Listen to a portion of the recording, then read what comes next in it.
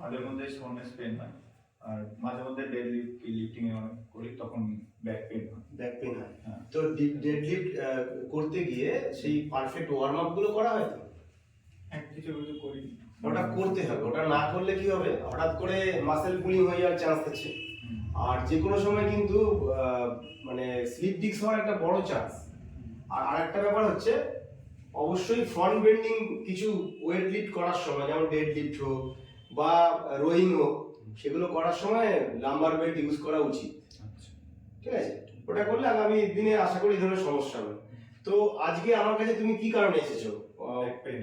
Back পেইনের জন্য। এই কার্ডিওপ্যাকটিক ট্রিটমেন্টটা এর আগে তুমি কি করে, মানে কোথায় দেখেছো, কিভাবে? ইউটিউবে দেখেছি। আচ্ছা আচ্ছা, মানে আমার ভিডিও দেখেছো? হ্যাঁ, তোমার ভিডিও দেখেছি। আচ্ছা আচ্ছা, সেদিকে এসেছি। ঠিক আছে, চলো আজকে দেখি আমরা কিছুটা রিলিফ দিতে পারি কিনা। আচ্ছা, চলো। ওদিক থেকে না তুলে এদিক থেকে আলোর জন্য, তাই তো?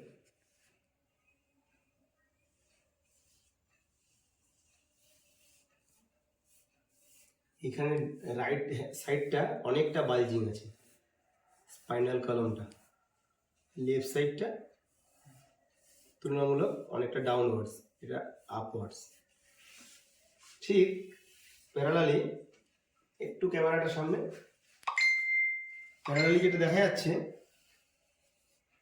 এটা আপওয়ার্ডস, এটা ডাউনওয়ার্ডস। এইখানে এইটা ডাউনওয়ার্ডস, লাম্বারের জায়গায় এসে ডাউনওয়ার্ডস হয়ে গেছে রাইট সাইড, আর লেফট সাইড আপওয়ার্ড হয়ে গেছে, মানে কিছুটা টুইস্ট হয়েছে। স্কোলিওটিক একটা টেন্ডেন্সি আছে।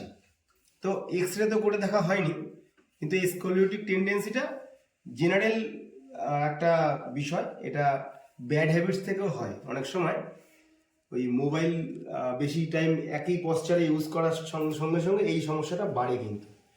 তো তুমি চেষ্টা করবে মোবাইলটা যখন ইউজ করছো বারে বারে পশ্চারটা চেঞ্জ করার, একই পশ্চারে দীর্ঘক্ষণ থাকবে না। তো আমরা শুরু করছি। এইগুলো আগে কিছুটা প্যারালালি ট্রান্সভার্স প্রসেসগুলো জায়গায় নিয়ে আসি আগে, তারপরে বাকিটা করব। স্টিপ আছে, তার সঙ্গে সঙ্গে জয়েন্ট স্টিফনেস আছে।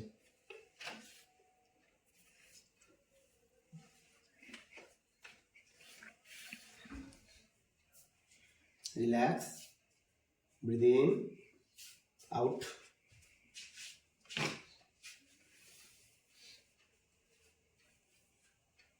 Breathe in, out.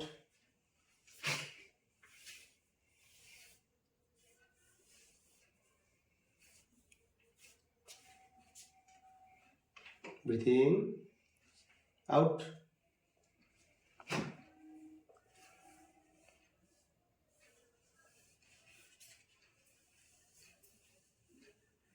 যখনই আপার কলামটা সমানে চলে এলো, লোয়ার কলামটা আস্তে আস্তে কিন্তু সমানে চলে এলো। তাহলে সবটাই ভাইসি ভার্সা। ওপরের থেকে কিন্তু এই বডি ওয়েটটা কোনো কারণে টুইস্ট হচ্ছে, মানে ওয়েট বেয়ারিং যে সেট আপটা, আমাদের বডির ওয়েট বেয়ারিং কন্ট্রোলটা দুদিকে সমানভাবে আসছে না। তো ওপরের জন্য নিচের দিকটা কিন্তু এখন সমান হয়ে গেল, আমাকে নিচে কিছু করতে হয়নি।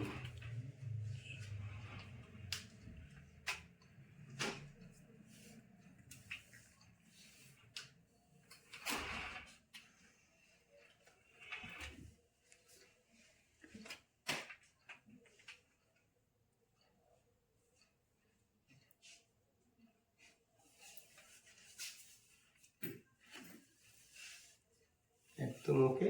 আমি একটুখানি পাটা চেক করে নেব, একটু ক্যামেরাটা সামনে। এই পাটা ডাউনে আছে, লেফট ডাউন, রাইট আপ।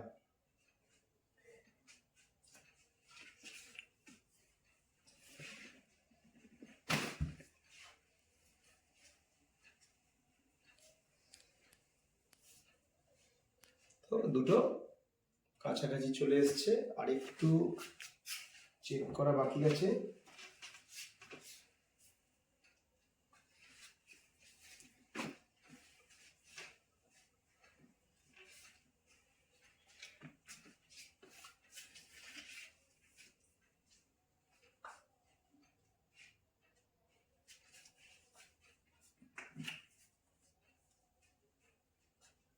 দুটো একদম ওকে। তো দুটো পায়ের ভারটাও কিন্তু সমানভাবে পড়ে না, এটাকেও খেয়াল রাখতে হবে। দুটো পায়ের ভার যেন সমানভাবে পড়ে, এটাও খেয়াল রাখার একটা বিষয়। আচ্ছা, এখান থেকে ভেতরের দিকে 20% প্রেশার দাও। হ্যাঁ, রিল্যাক্স, আবার রিল্যাক্স, আবার রিল্যাক্স। 20% এদিকেও প্রেশার, এদিকে এদিকে প্রেশার, ফাইন। রিল্যাক্স, আবার রিল্যাক্স, আবার রিল্যাক্স।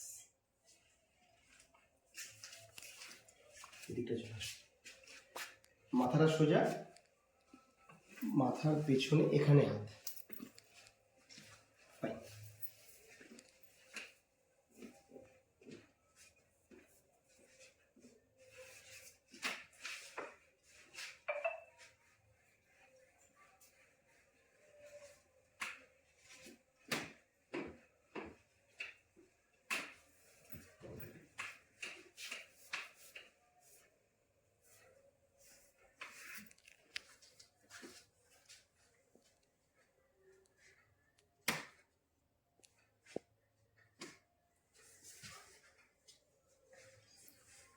মাথা সোজা, রিল্যাক্স, রিল্যাক্স,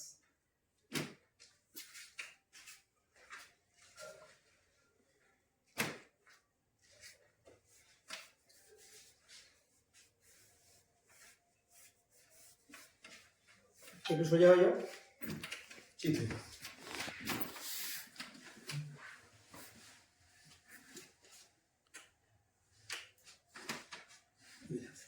ঠিক আছে, রিল্যাক্স, রিল্যাক্স,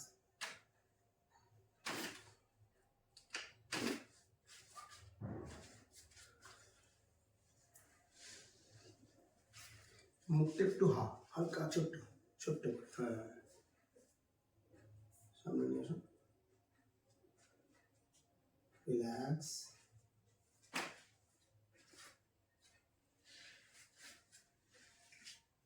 হালকা করে হাত,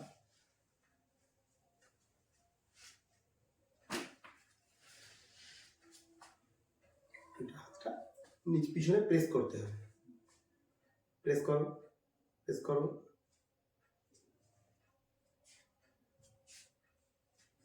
রিল্যাক্স, প্রেস করো,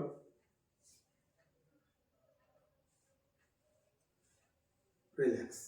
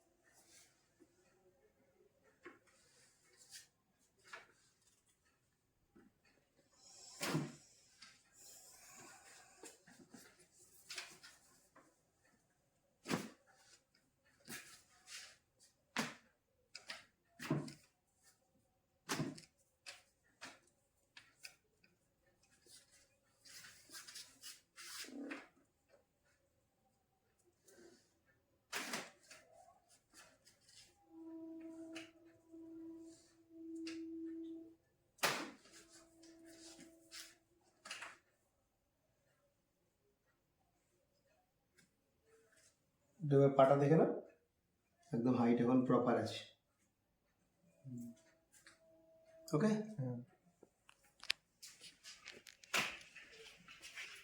আস্তে আস্তে উঠে বসো, ফাইন,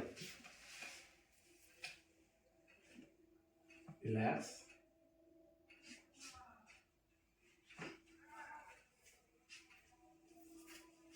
রিল্যাক্স,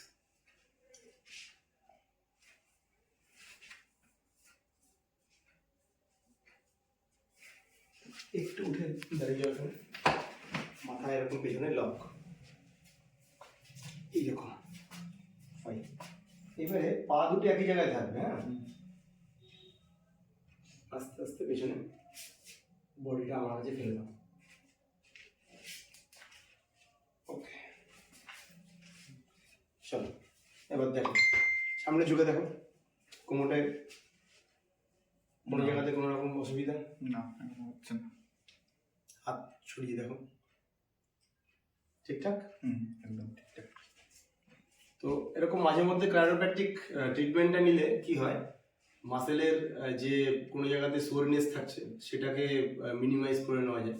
তার সঙ্গে সঙ্গে মাসেল স্প্যাজমগুলোকে আমরা ঠিক করতে পারি, কারণ আমাদের যে অ্যালাইনমেন্টগুলো ওগুলো ঠিকঠাক অ্যাডজাস্টমেন্ট হয়ে যায় এই কারণে। তো মাঝে মাঝে করে নিতে পারো যখন সময় পাবে। কোনো ছোটোখাটো প্রবলেম হলে আগে করে নিই। ঠিক আছে। ওকে, থ্যাংক ইউ। হ্যাঁ।